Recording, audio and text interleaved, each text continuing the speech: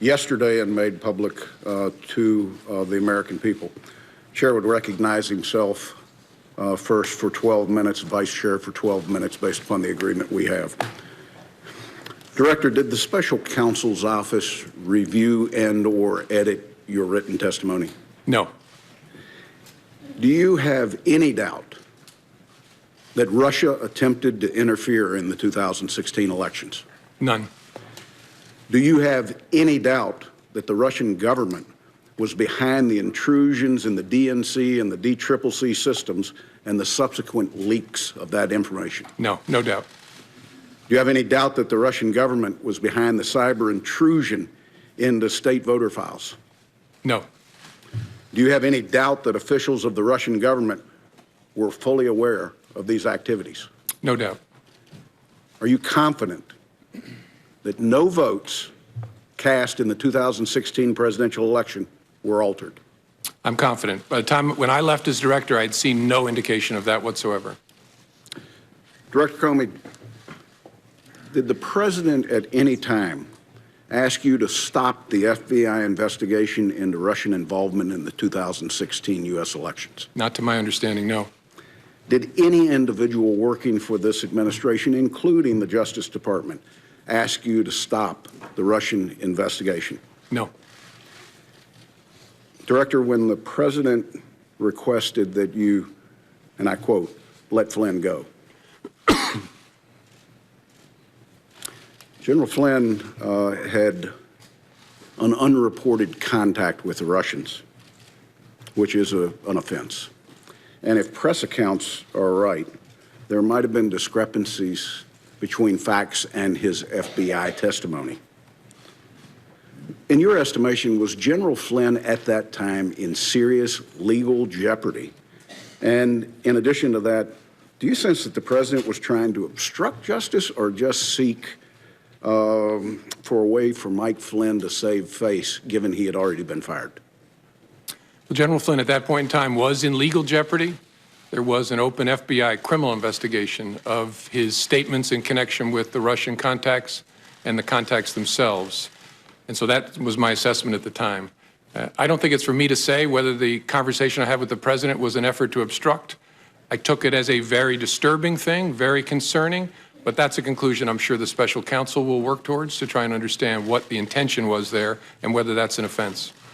Director, is it possible that as part of this FBI investigation, the FBI could find evidence of criminality that is not tied to the 2016 elections, possible collusion, or coordination with Russians? Sure. So there could be something that just fits a criminal aspect to this that doesn't have anything to do with the 2016 election cycle. Correct. In any complex investigation, when you start turning over rocks, sometimes you find things that are unrelated to the primary investigation that are criminal in nature.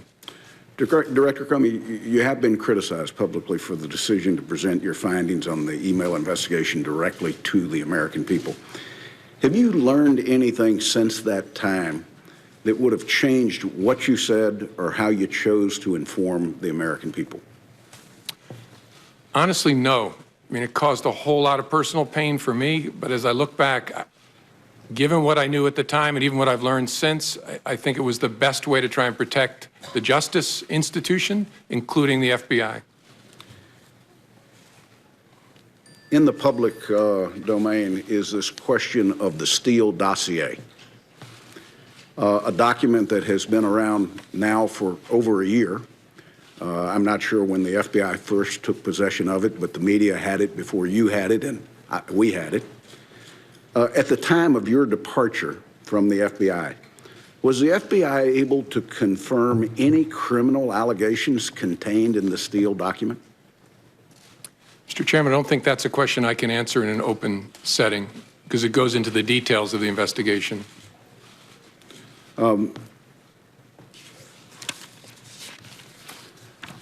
Director,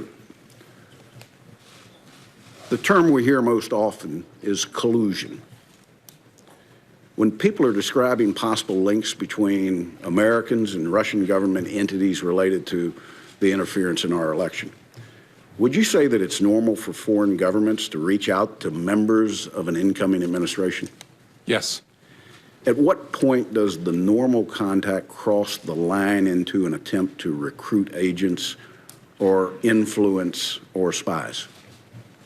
Difficult to say in the abstract. It depends upon the context, whether there's an effort to keep it covert, what the nature of the requests made of the American by the foreign government are. It's a judgment call based on a whole lot of facts.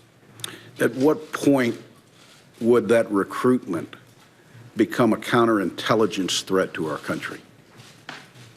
Again, difficult to answer in the abstract, but when a foreign power is using especially coercion or some sort of pressure to try and co-opt an American, especially a government official, to act on its behalf, that's a serious concern to the FBI and at the heart of the FBI's counterintelligence mission.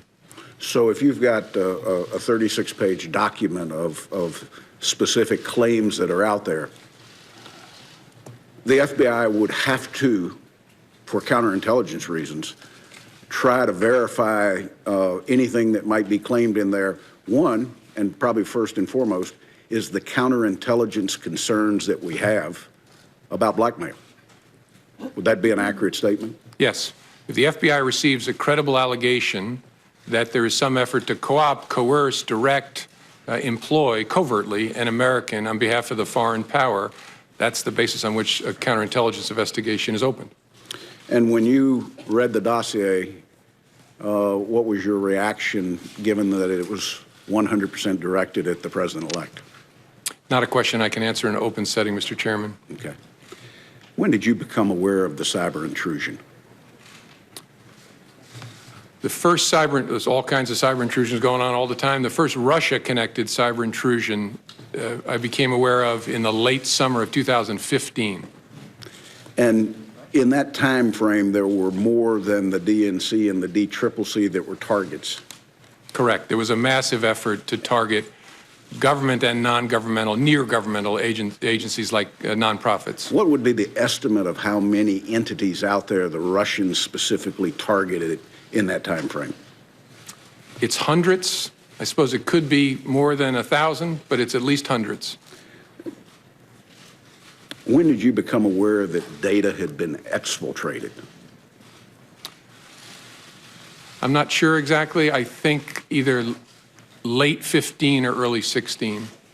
And did you, the director of the FBI, have conversations with the last administration about the risk that this posed? Yes. And share with us, if you will, what actions they took. Well, the FBI had already undertaken an effort to notify all the victims, and that's what we consider the entities that were attacked as part of this massive spear phishing campaign. And so we notified them in an effort to disrupt what might be ongoing. And then there was a series of continuing interactions with entities through the rest of 15 into 16. And then throughout 16, the administration was trying to decide how to respond to the intrusion activity that it saw. And the FBI, in this case, unlike other cases that you might investigate, did you ever have access to the actual hardware that was hacked, or did you have to rely on a third party to provide you the data that they had collected? In the case of the DNC, and I believe the DCCC, but I'm sure the DNC, we did not have access to the devices themselves. We got relevant forensic information from a private party, a high-class entity that had done the work, but we didn't get direct access. But no content? Correct. Isn't content an important part of the forensics from a counterintelligence standpoint? It is, although what was briefed to me by my folks, the people who were my folks at the time, is that they had gotten the information from the private party that they needed to understand the intrusion by the spring of 2016. Let me go back, if I can, very briefly, to the decision to publicly go out with your results on the email. Was your decision influenced by the Attorney General's tarmac meeting with the former President Bill Clinton? Yes, in a ultimately conclusive way. That was the thing that capped it for me, that I had to do something separately to protect the credibility of the investigation, which meant both the FBI and the Justice Department. Were there other things that contributed to that that you can describe in an open session? There were other things that contributed to that. One significant item I can't. I know the committee's been briefed on. There's been some public accounts of it, which are nonsense, but I understand the committee's been briefed on the classified facts. Probably the only other consideration that I guess I can talk about in an open setting is that at one point the Attorney General had directed me not to call it an investigation, but instead to call it a matter, which confused me and concerned me.